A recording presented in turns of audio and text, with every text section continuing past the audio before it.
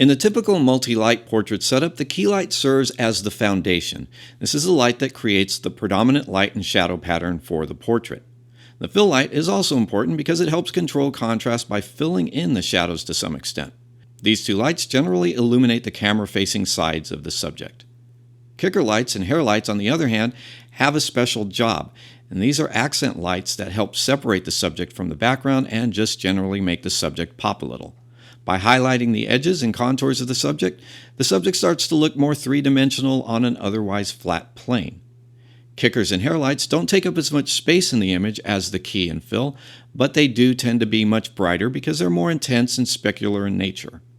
Any type of light and modifier can be used to create kicker and hair lighting, and there's no rule about how these lights are positioned against the subject. But generally speaking, the hair light is placed almost directly above the subject's head and aimed down to illuminate the top of the head and shoulders without affecting the face. The hair light is often modified with a small or medium-sized softbox. Kicker lights can be placed somewhere behind the subject with or without a modifier. It just depends on the situation. The idea is to create a strong reflection off the subject's contours so that you get a highlight around the edge of the figure. And there could be more than one kicker or rim light in a lighting setup, but for a traditional portrait, a single highlight on the side of the subject that might otherwise fade into the background is good. In a 3-light setup, the primary light is going to be your key light. The second light is the fill light, and the third light is usually an accent light which highlights the hair, a contour, or both.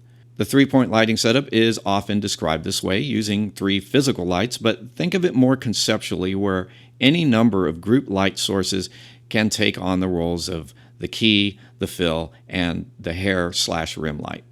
Here's a typical 3-point lighting setup. First, you'll place your key light so as to produce your intended foundational lighting pattern against the subject. Next comes the fill light, placed opposite the key and a little lower against the subject. And this light is usually dialed down to be less intense than your key light. I'd say about half the power of the key light is a good starting point. Finally, place the hair or kicker light, and you'll typically use a higher power setting on this light because, again, you're trying to create a somewhat specular highlight. All right, thanks for watching, and don't forget to subscribe, like, and comment. See you next time.